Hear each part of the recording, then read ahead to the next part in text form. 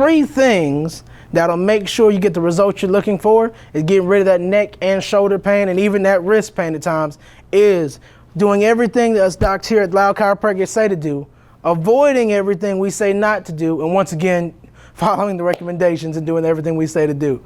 Oftentimes, while we do our day 1 analysis is to figure out where everything's coming from as all the bad habits, what good habits we can start, what exercises we can do that once we have change, we hold change.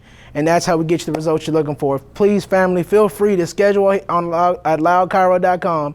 Send us to your friends and family just because you care. See y'all soon.